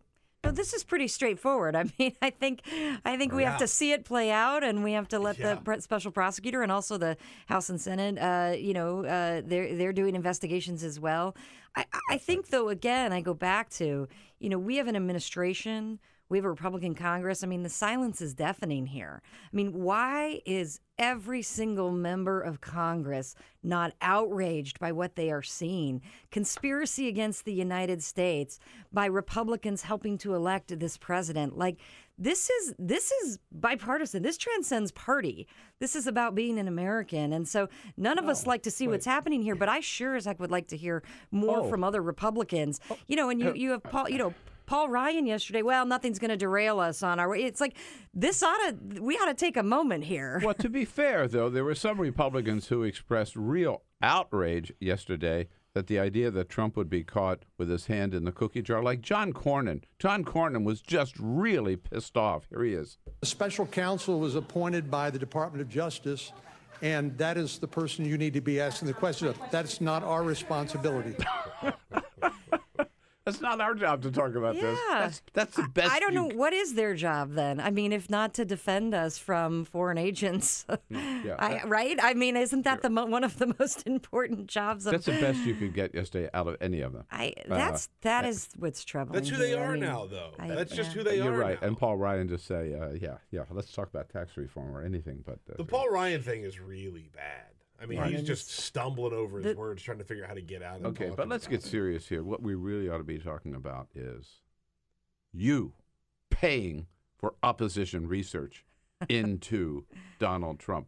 And Sarah Huckabee Sanders yesterday said at the briefing that was collusion because they were trying to set up some meetings like for free, but Hillary Clinton, she actually said this, Hillary Clinton was paying money to get dirt on Donald Trump. That is collusion. And the DNC was the one that paying that money. So you are guilty, right? So, well, let's talk about it. I mean, I think this is interesting, right? The spin on this. First of all, the report that was commissioned, the genesis of this report started with Republicans paying for this report. And in fact, a conservative website that actually was doing this research because they believed Donald Trump was unfit to be president. And the fact of the Washington Free Beacon. That's right. I mean, that's where the genesis of this report started, of course. In the Republican primary. Because they believed he was unfit. They were also concerned about his ties to Russia, his business ties. He was not releasing his taxes, which he has still not done to this day. We do not know any connections that he may have to business connections that he may have to Russia. We don't know how this particular Republican tax bill that they're putting forth will impact him and his family because he has not been forthcoming in this. But in terms of opposition research, look, this is something that Democrats and Republicans do. This is a way to sort of contrast against opponents to understand and learn more. And I would think that almost every American at this stage of the game agrees we ought to be learning more about Donald Trump and who he's connected and tied to. And that was the nature of the work that was being done here. And there's a far cry between doing investigative research on someone and gleefully interacting with foreign agents of another country who are purposely trying to meddle in and influence the election. That's completely different. So just to clarify this, so there was the opposition research, which I was a candidate. I did opposition research, paid for it on myself and on my opponent. But so that opposition research on Donald Trump had started and was being paid for by Russian sources once he won the primary. Republicans, I'm sorry. Once he won the primary and was the nominee, then the DNC and other Democratic sources picked up the funding, correct? Yeah, and continued the program. I don't know the actual timing of it. This was something that was contracted out. I wasn't at the DNC. I wasn't on the campaign. But yes, obviously someone picked up where some of this research left off to try to get to the bottom of some of the business dealings, to try to figure out, what else was going on with Donald Trump and what we should be looking into. I think, we don't know. I don't know entirely what's in that dossier. What I do know is that some of it's already been proven to be true. What I do know is that, what was in the dossier is that there were allegations that Russia was, in fact, trying to meddle in the election to have an outcome that would be positive towards Donald Trump, positive towards Republicans. And that has been proven true by not Democrats or Republicans, but 19 federal agencies. So I don't know what else is in there. I suspect that there are others that are worried about what's in there, though. Did Chairman Tom Perez know that the DNC was paying for this dossier? No, the chairman and I didn't know. But again, we are not opposed to opposition research and doing investigative work, but neither of us were involved or around when any of that was done. Yeah, breaking news. The opposition does opposition research. Correct. By the way, we do have the second part of Donald Trump's tweet. He just put that out. All right. He said there was no collusion and the events took place long before he came to the campaign. Few people knew the young, low-level volunteer named George. That's all he says. Yeah. The young, low-level volunteer named George, who has already proven to be a liar. Check the Dems. Check the Dems. All caps. Check the Dems. Yeah, I mean, I don't know. We were just talking about watching the news yesterday. I mean, I think I saw photos of George Papadopoulos in the White House with Donald Trump and Jeff Sessions and others. I mean, I think we saw. So I don't. That feels like not low level to be in a meeting at that level, but okay. Of all the people back in March of 2016, when the Washington Post was reported, you're running a campaign, you're running for president. You don't have anybody who knows anything about foreign policy around you. Donald Trump. So I got this one guy, George Papadopoulos. He's an oil and energy consultant. Excellent guy. Excellent guy. Yeah. This is what we would expect from Donald Trump. This is what we expect from the Republicans in the administration right now. They are backed into a corner. It is why they are trying to deny, deflect, disrupt. This has been a pattern since Donald Trump was elected. This is not new. I think Americans are not going to fall for it. I think they see an independent investigation being conducted. This is not a partisan witch hunt. This is an independent investigation that is being conducted. And we have people who are pleading guilty, who are under indictment, who are continuing to be investigated. And I think we need to see it through to its conclusion. And I think Americans deserve that. Just one final word on the dossier. I have to just my opinion here, right? I nothing wrong with it as far as I'm concerned. It was opposition research. It was important to know, and it turned up maybe more than people expected to find about Donald Trump's connections with the Russians. I certainly believe that you nor Chairman Perez knew about it because you weren't there. You weren't in the job. I do find it hard to believe that neither John Podesta nor Debbie Wasserman Schultz knew about it. And if they did, fine. Again, to me, it would be nothing wrong with it. Sure. I just wish they'd say, of course we knew about it. Yeah, sure. Yeah, but anyhow, that's just my opinion here. Can we move on to a couple of other things? Of course. What's happening in Virginia? It's a week from today. 1 week from today. This is the most important race of the year, I think, for a lot of reasons. What do you hear? What's the latest? Yeah, I mean, look, there's a lot of energy. And I mean, this is the irony of sort of what's happening here. We're talking a lot about Russia, but the reality is that people in Virginia, people all over the country, in New Jersey, Washington State, other states, we've got a lot going on in terms of elections in 1 week. But in Virginia, we have this race We'll talk about some of the others, too. Yeah, well, let's talk about Virginia. I mean, we've got this race where Ed Gillespie, the Republican running for governor there, is running these awful ads that are not truthful about Ralph Northam. And so there's a lot of energy and momentum to sort of fight that back right now. But what we're doing is knocking doors. We have been knocking doors. Ralph Northam has been out there on the campaign trail for weeks. Just last weekend, we knocked 30,000 more doors than when Terry McAuliffe won. So we're reaching people. We're having conversations. And I'll tell you the truth, the conversations that we're having aren't about this Russia stuff, to be quite honest. It's about healthcare. It's about taxes. It's about jobs. It's about opportunity. Those are the things that people want this administration, they want our government working on, and they want to make sure that they elect a governor that's going to work on that and that's going to work for all people, not just some folks. And so this is an incredibly important race. Ralph Northam is out there talking to voters. We've got a whole bunch of people that are out helping. And in fact, if you are local and in the area, this is the week to do it. You got to get out and knock doors, make calls. People need to know there's an election happening. I don't know how they'd miss it on TV. There's a lot of ads running, but we're trying to get the right message out. I mean, Ralph Northam is a doctor, a vet. He has served his state, and he is ready to serve as governor. And I think now more than ever, we need someone to step up who is not just going to toe the party line. I mean, Ed Gillespie is the former RNC chairman. I mean, this is a guy who's going to toe the party line. And when you look at where this party is, we talk about where this party is right now, that's not where the country is. That's not where Virginia is. The Gallup poll yesterday showed Donald Trump with the lowest rating, approval rating yet at 33%. Yeah. I guess I would assume from that Ed Gillespie is not going to be inviting Donald Trump to come into Virginia. Well, Ed Gillespie, from all accounts, is sort of in hiding. I mean, I haven't even seen him out at events right now. I think he's afraid of the questions that he's going to be getting right now. He's trying to sort of run out the clock, I think, a little bit on this is what it looks like, which is why I think the contrast is so important about how many people are out there right now for Ralph Northam. I think he doesn't want to answer questions about his party. I don't think he wants to have to go on record. And this is precisely what Virginians should be doing right now, is asking him to go on record and where he stands. If people in the area want to jump in, and I know a lot of friends of mine who already have, how do they do it? Where do they... Yeah, Democrats.org is where you can sign up and help. We've got volunteer shifts going. In fact, the DNC is headquartered right here next to Virginia, and we've sent all of our folks out. Everybody's out knocking doors, making calls, taking in incoming volunteers who want to help. People understand, look, the world is watching this race. I mean, this is one of the most important races, the biggest races since Donald Trump was elected. It's going to be close, though. Let's be clear. Virginia is one of the states where, this is a state that has gone back and forth over the years.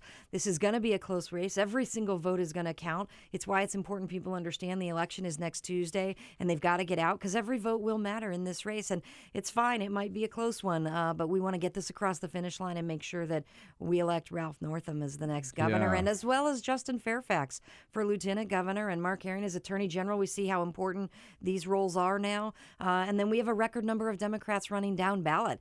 This is an opportunity to have your local officials elected as Democrats. We have people running in seats that they've never even run in as Democrats in Virginia. That's because people are engaged, they're motivated, they're energized. This is our moment. And those state house. This is so important. Right. Yeah. Those state house races are really, really important. That was one of the big handicaps that Governor Terry McAuliffe has had. He's been fighting a real right-wing Republican legislature the whole time. Quickly, New Jersey. Yeah, Phil Murphy is doing a terrific job there. I mean, that race is looking good, but we take nothing for granted. The DNC is actually running. We've been running a $1.5 million program in Virginia, our largest ever, our largest of the year. The DNC's never played in a race at that level. In New Jersey, we're now up to six figures in terms of our program. We're helping the counties get organized around their GOTV efforts. Well, I think we will see even more investment in the next week. Same thing, though. Again, election in a week. Democratic governor has a chance. Democrat has a chance to take this seat now. Phil Murphy's doing everything right. Now it's about turnout. In these last 7 days, important. Both states, it's about turnout. Yeah, listen, right. We only have 15 Democratic governors out of all 50 in this country right now. We have a chance to change that this year, and then we've got an opportunity for 32 more next year. So this is the start. This is the start of 2018. It starts with this next week and winning these two gubernatorial races that are incredibly important, and we really do have an opportunity to swing them, but it will come down to getting out the vote. It will come down to making calls and knocking doors and making sure that people turn out. Every vote will count in New Jersey and Virginia. You mentioned Washington State? Washington State is an interesting case. It's another race that the DNC has invested in. There we have an opportunity to elect a state senator. She is running, and if she wins her race, she will flip the state Senate there in Washington to blue, which is incredibly important when we look at redistricting for the future, who's going to draw these lines in a more fair way to ensure that there are fair contests for the congressional races moving forward. But flipping that chamber, again, Republicans own 2/3 of the country right now, gubernatorial and Senate chambers, Senate and Assembly chambers. This is an opportunity to change that in 1 week in Washington State. Whoa. Good grief. Yeah. I mean, like, when you listen to that, it shows how much is at stake. Everything's at stake. And look, here's some good news, too, this right? is an off year. Yeah, right. No But, like, more off years. That's so the new I was TNC. gonna say, exactly. No more off years. There's elections every single year. Every election is important. Every election single matters. election is important. And look, there's some good news in this. We have been organizing all summer and all fall. We've been getting out there. We have already flipped 8 state and local races from red to blue in states that were deep red. I mean, in districts that were won by You're Trump by talking double digits. I'm Oklahoma, talking Iowa. 3 in Oklahoma, 1 in Iowa, 2 in New Jersey. We've got the Florida race with Annette Taddeo who won. I mean, we have been winning some of these races that people don't realize yet, but now we have an opportunity in 1 week to continue that momentum. It's incredibly important for those states. It's incredibly important to send a message, I think, across the country. And it's incredibly important momentum as we move into 2018, in which the entire country will start to engage in elections and have a voice again. You came to the DNC from Emily's List, and I remember right after, early in the Trump administration, it might have been Stephanie Shriaka was in studio, or the new political director of Emily's List. The name I'm blanking on, but Maybe Emily Kane, their new ED. Yeah, it might have been. Yeah. Who talked about the fact that there were 11,000 women had signed up, and then I heard later it was up to 15,000. Yeah. I just saw a number like 20,000. Yeah, What is it now? And is it true there are more people, not just through Emily's List, but across the board, who are coming forward, basically either inspired or pissed off, or however you want to put it, by Donald Trump to say, I want to get in there and run for office myself? It is remarkable. You've been doing this a long time. I don't know if you've ever seen No. any kind of wave like this. I've been doing this about 20 years. I've never seen any kind of wave like this, particularly from women. One of the last things I did at Emily's List before coming over to the DNC was help launch a campaign called Run to Win. And that was to inspire women to put their energy and their anger and their passion to work and to actually stand up and take the next step and run for office. And you're right. Basically, over the last 7 months, 20,000 women just through Emily's List alone. There are other terrific groups out there like Emerge America, Higher Heights, working to elect African-American women, that are doing tremendous work. They are also seeing record numbers of women coming to their trainings, asking about how to run. It's unprecedented, honestly. And look, women have been leading this resistance from the day Donald Trump was elected. We saw it start with the women's marches and millions organized all over. We saw women break the switchboard around healthcare. Those literally the congressional switchboard broke with all the calls coming in to help defend healthcare. 86% of those calls were from women. This has not stopped. And what I'm so thrilled to see is that we're going to see it through to its natural conclusion. And I think women are going to be a big part of Democrats having victories as we move forward. But we got to do the work. Women have to stay engaged. They have to talk to their friends. All Democrats have to be talking to their friends about organizing, registering, and voting. We have to connect those dots. Marching isn't enough. It's important. We've made our voices heard. But now we've got to take the next step. Make sure we're registered. Make sure we're turning out. Make sure we're doing everything around these elections that we can do. No, it's an exciting time. Yeah. I've never seen the grassroots activity. It's for real. That's where the energy is today. It really is. And good for you for being part of it and helping get it all started. Jess O'Connell, so it's Democrats.org, right? Yep. Democrats.org. That's how you plug in. Thanks for all your good work. Thanks, Bill. And we will be back with Zoe Tillman from BuzzFeed. More on the big news of the day here. It is big news. It's big news. Follow us on Twitter @BP Show. This is The Bill Press Show.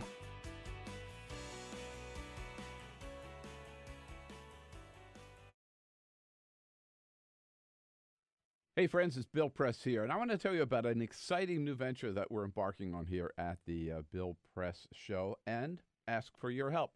First, I don't have to tell you, with Donald Trump in the White House, it's more important than ever to keep strong progressive voices out there on the media every single day. But you know what?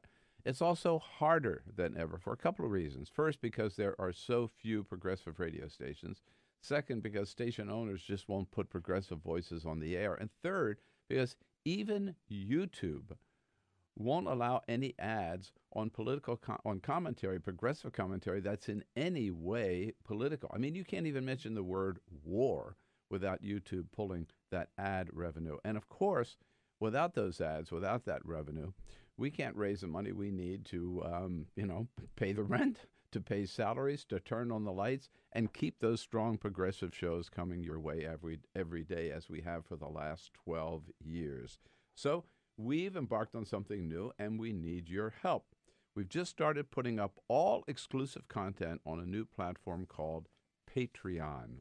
Now, by becoming a Bill Press Show subscriber for a very low monthly fee, you'll be able to go to Patreon and get exclusive content, newsmaker interviews, political, progressive commentary, political columns that you won't be able to get anywhere else. And pretty soon, you'll be able to enjoy our very special podcast called The Making of Bernie Sanders. And again, it's all on Patreon, Patreon. So please go to Patreon today and sign up, become a subscriber to The Bill Press Show. Together, we can make a difference. Together, we will keep the resistance alive. Together, we will fight back against the destructive policies of Donald Trump, but we can't do it without your help. So please go to Patreon today and sign up. Thank you. Look at you. You're at the top of your game. At work or at play, you're unstoppable. Nothing can throw you off track. Oh, hey, she's cute. Nice going, man. Things are going great for you. You've earned a night out. Good drinks, good friends. Yeah, we can go ahead and call this a good night. Wait, is that your car? Uh-oh. Not smart. Yeah, I saw that coming. Say goodbye to her. Ouch, that'll hurt your bank account. You're looking at around 10 grand in fines, legal fees, and increased insurance rates. I hope you like eating frozen dinners. Alone. Let's try this again. Smart move. Because buzz driving is drunk driving.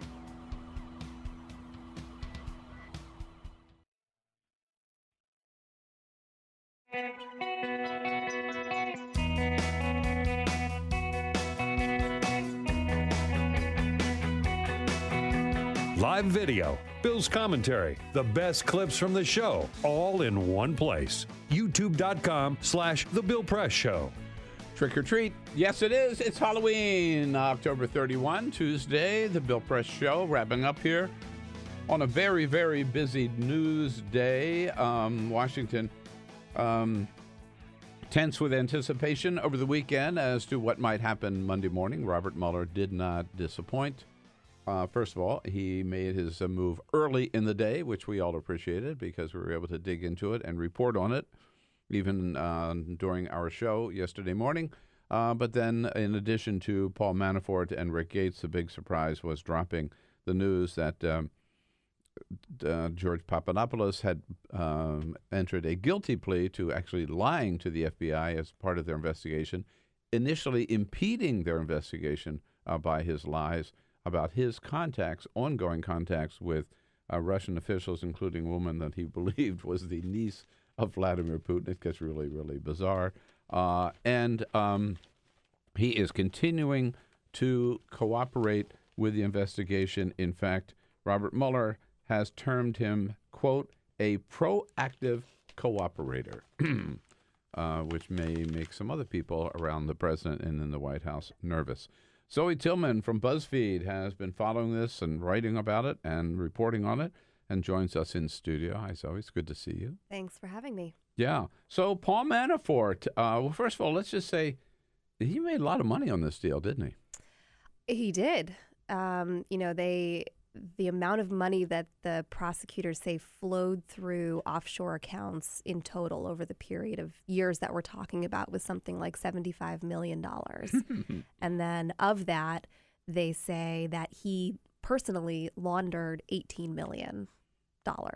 And that was laundered by, having these offshore accounts, allegedly, where money was stored, and then wiring that money to pay for all sorts of personal expenses in the United States. They called it, quote, a lavish lifestyle that he maintained using this money.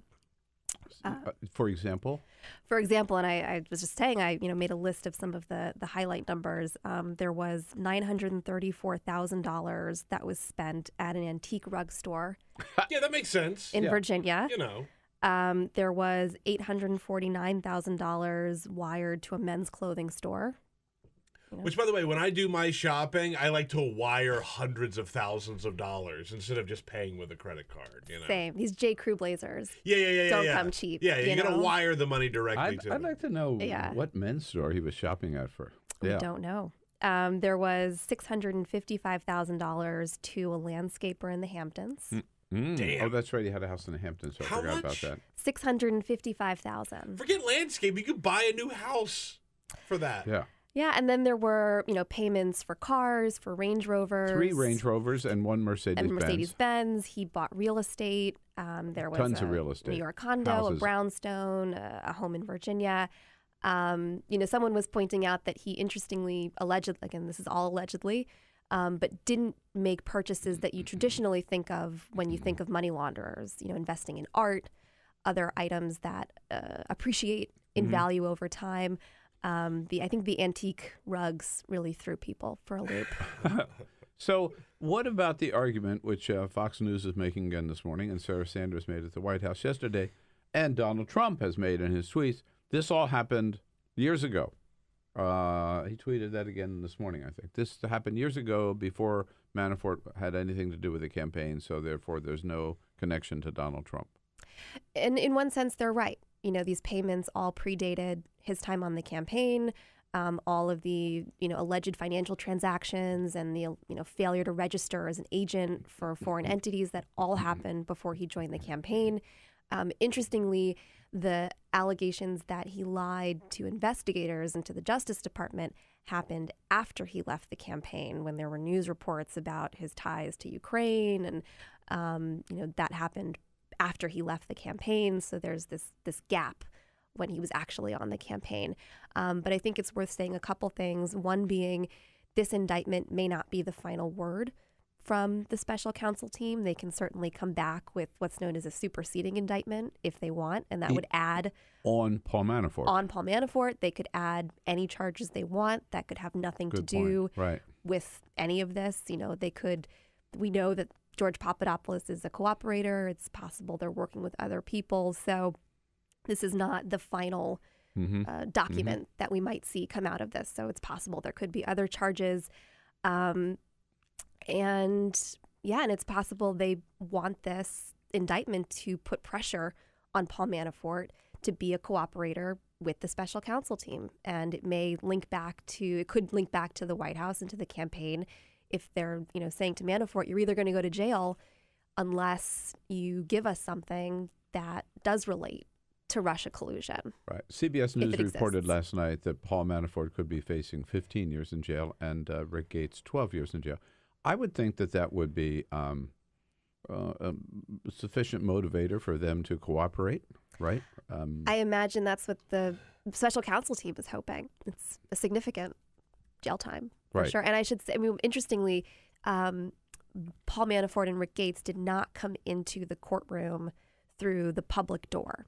They came in through the back, which is where, folks in custody come into the courtroom. So, you have to imagine them getting a small taste of what it's like to be on the other side. And I can imagine these are experienced prosecutors on Mueller's team, and they're thinking, we want to put as much pressure on them as possible now to convince them to cooperate. I mean, that feels, and, you talk to white collar lawyers who covered this, watch this kind of stuff. That's sort of the logical progression of a case like this, is to try and flip and increase the pressure. Yes. And then the third man here that most of us had never heard of before yesterday, I certainly haven't, George Papadopoulos, whose role may be the most troubling of all three, and who certainly has a direct connection to the Trump campaign.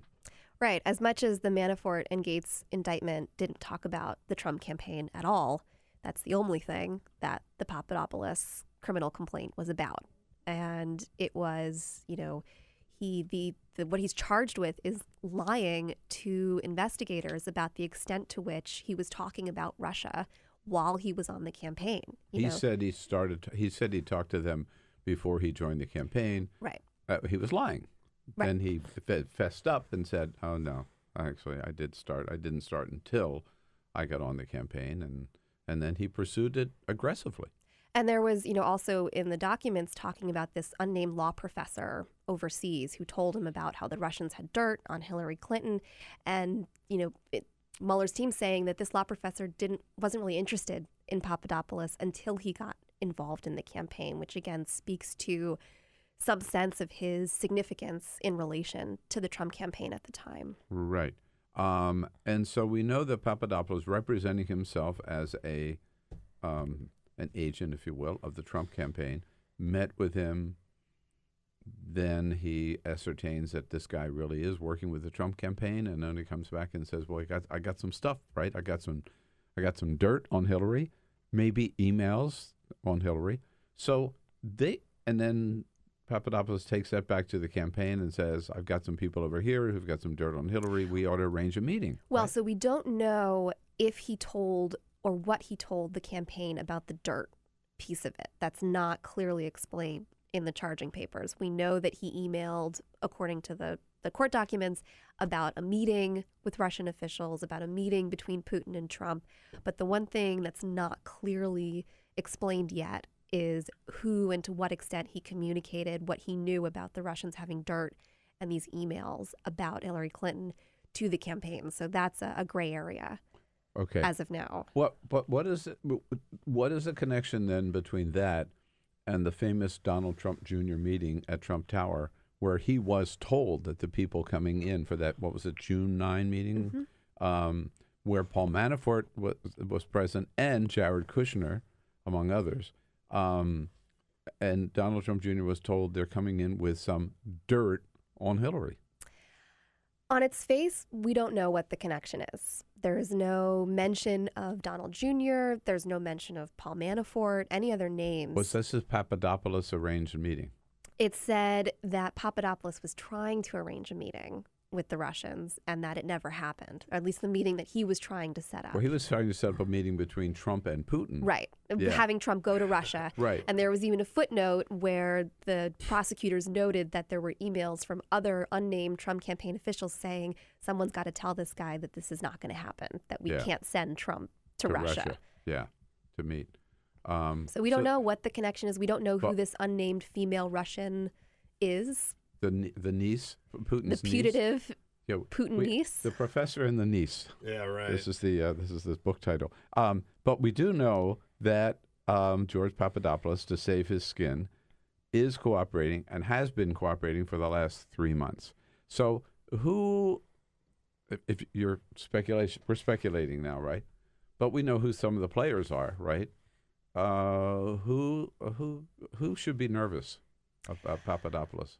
I think we can safely say, without having to do much speculation, that we know that Michael Flynn is under investigation for some of the same alleged issues that have landed Paul Manafort and Rick Gates in trouble. There was, failing to register as an agent for Turkey. This is Michael Flynn, allegedly lying to the FBI about his contacts with Russia, which is similar to what we saw with Papadopoulos. So I think you can see common themes arising out of the whole Michael Flynn situation. We know that Carter Page, who's also a foreign policy advisor to the Trump campaign, we know he's been under investigation. We know that the special counsel is looking at him, at least according to reports about it. As you mentioned, there's the whole June 2016 meeting at Trump Tower. Everyone who was in that room, presumably, the special counsel is looking at. Which includes Jared Kushner, right, and Donald Jr. Right. So I don't. To the extent they haven't already been nervous, I suppose this might make all of these people more nervous, just because we now see that we have a sense of what the special counsel is working towards, and we have a sense of how aggressive they're going to be in pursuing charges, and what their timeline is looking like. We didn't know that the Papadopoulos case existed. We didn't know that he pleaded guilty almost a month ago. There have been leaks about this investigation, but that certainly didn't leak. That was a big surprise to everyone. So I think he's keeping everyone in the orbit of all of this on their toes. The impact of being able to keep that a secret with no leaks, I think, speaks volumes about Robert Mueller. And it really does. It's his sending a message. We know what we're doing. we're tough, we're serious, and we're on your, we're coming after you. I mean, nobody could just dismiss that as amateur hour or anything. That was brilliantly played yesterday. Yeah, he's a serious person. He's not a grandstander. He No. didn't try and come out and talk about it, the way that other people have in the past. It's just kind of like, And the more Donald head Trump, down, we're working. more Do whatever Donald you Trump wanna said, say. right? This is a witch hunt. This is fake news. This is a nothing burger. This is just the Democrats trying to distraction created by them and everything. Robert Mueller just ignored it all. Just kept his head down. Yeah. Kept pursuing, moving forward. I do have to play for you because I was there yesterday, and it was a moment when I thought all of us, if we had any self-respect, would have just picked up and walked out of the briefing room when Sarah Sanders opened up by saying no connection at all with anything we're doing here. Today's announcement has nothing to do with the president, has nothing to do with the president's campaign or campaign activity. If that's not the biggest lie you ever heard out of the White House briefing room, I don't know what is. But there's nothing, no foundation at all to what she says there. Yeah, I mean, we have a court document. This is there are consequences for lying to a court, right? So we have prosecutors coming in and saying, we know that George Papadopoulos was at a meeting with Donald Trump, with other, senior advisors, standing up and saying, I have connections that can help us get a meeting between Trump and Putin. That's what they've, said to a court happened. So it is, it's remarkable for the White House to say that this has nothing to do with the campaign when the Papadopoulos case has everything to do with the campaign. Now, it's true that the Manafort-Gates case so far on its face is unconnected. So far, but he was campaign. the campaign manager. Yes. And there was baggage. There's certainly baggage. I mean, I've read in several accounts, I haven't seen this in the indictment yet because I haven't had a chance to go through all of it, but is that he continued to launder money while he was campaign manager. Now, again, maybe that's not a direct campaign connection, but he had the title. And we don't know what he talked to Donald Trump about. And we don't know what contacts he kept with him from these Russian-affiliated business or politicians that he was representing in the Ukraine, right? And so certainly with the George Papadopoulos, you cannot say this has nothing to do with the campaign. I would argue you can't say about any of the three of them because they all worked for the campaign. They all worked for Donald Trump. And all three of them now have been, according to Robert Mueller, guilty of various criminal activity. So where does this go? The other thing that Sarah Sanders told us yesterday, emphatically, twice, but she wouldn't reveal any sources, is that they have every reason to believe that this is the end of the Mueller investigation. It's winding down. It's winding down. I will say there is absolutely no way to know when and if it will wind down and when and ever. Does it look like the end? I don't think so. One of my colleagues, Chris Geidner, had a great report yesterday where he looked at a transcript from the hearing where Papadopoulos pleaded guilty. And the prosecutor stands up and says, this is just a small part of a very large investigation. That's the phrase I read yesterday. And, yes. Granted, that was October 5th. We're now at October 31st. A couple weeks have gone by, but it seems very unlikely that much would have changed in terms of Papadopoulos being a small part of a large investigation, which is how the prosecutor from Mueller's team represented it. It seems unlikely that that would have changed in the past couple weeks. Mm-hmm. So I think we've got a little ways to go, or maybe a lot. I think that's pretty. I think that's pretty clear. Small part, but to say that small part of a large investigation, and with serious consequences. Of course, Donald Trump not acknowledging that yet, and maybe never will. Does this sort of also kind of pull the rug out from under the Senate and House Intelligence Committee investigations, or give them a little more fuel to run with? What's the impact, you think? I mean, it may just put the pressure on everyone that much more. I think the the House and Senate Intel committees may feel a greater sense of urgency if they want to keep up with the special counsel probe. They now, like all of us, have some understanding of where this investigation is headed, the scope. You know, we've seen from Manafort and Gates that it's quite broad, that they're taking their mandate to not just look at Russian collusion, but any criminal activity they might find along the way.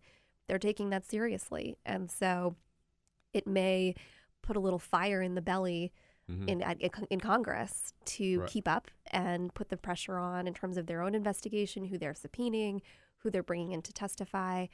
But we'll see. By the way, just one final point.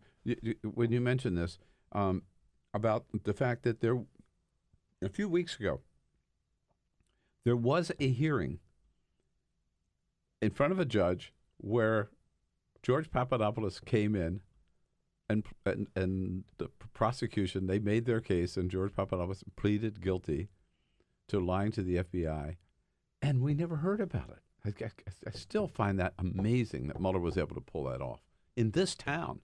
And you know there are sources in that courthouse. I mean, people who, they know who these players are. They see them coming and going, right?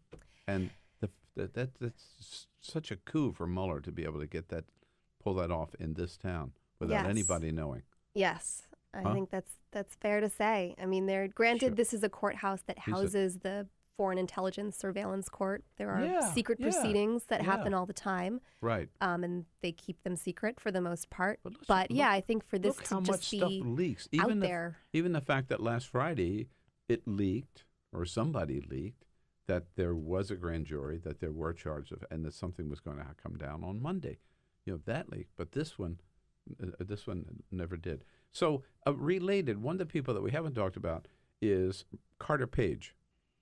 For whatever reason, he volunteered to go on MSNBC last night with Chris Hayes. So Carter Page, also a top campaign aide, also one who was reportedly seeking contacts with Russians, maybe even, I believe, traveled to London himself to set up some meeting, whatever. I mean, because we haven't talked about him for a while, so it's a little fuzzy. But he admits last night to Chris Hayes on MSNBC that he and Papadopoulos were probably emailing back and forth about meetings with Russians. Here he is. So you and Papadopoulos, you probably were on email chains together, right? Perhaps, yeah. Okay. Those probably included discussions of Russia. It may have come up, yeah. What's he thinking? He's every lawyer's dream client, right? Yeah, right. Nightmare client, right? Yeah, it's a lot of people were calling it strange. I think that's an accurate word to describe what it was. It's, I guess, not so surprising in that he's gone on TV before to talk about all of this at times when you thought it might have been surprising for someone in his position to go on TV and talk publicly about all of this. To the extent that this could get him in trouble. I think there have already been reports that he's under investigation, and he's been under investigation for quite some time. So I don't know that this would change anything necessarily in that respect. But if they weren't already looking at his emails with George Papadopoulos, I would expect that they will now. They already They probably have. I thought for sure that he was going to be one of the ones that would be named yesterday. It seemed to me it was Manafort and Carter Page were the two most likely. And somehow Rick Gates out of nowhere, I didn't see that one coming. And certainly nobody saw George Papadopoulos coming. I think part of Carter Page's strategy here for doing so much media is to just say, I am so dumb that I could not have possibly lined up any sort of conspiracy against the United States. I couldn't have colluded with the Russians because look at how stupid I am. I just don't know when to shut up. Like, why are you doing so much media? Just be quiet. Just go away. That's what any attorney would tell you to do. Right? Yeah. Just be quiet. Right. I genuinely hope, Carter, that you are innocent of everything. Because you're doing a lot of talking. Wow. It's either admirably bold or reckless. Right. I would say reckless or stupid. So the other question is, and some people expected that as soon as this happened, Donald Trump would fire Robert Mueller. Could he? We know he has the power to do so. Okay. Could he do that and get away with it? The process he would have to go through to actually do it, I think, would cause so many more problems for the administration that I have to think that if he's been thinking about it, a lot of people have told him that it's an absolutely terrible idea. So he's probably going to do it. If history is any indication, he's going to do it. Right. I mean, he can't go up to Robert Mueller and say, you're fired. He has to go to the Deputy Attorney General, Rod Rosenstein, and say, I am ordering you to fire Bob Mueller. At which time Rosenstein would say, no, I quit.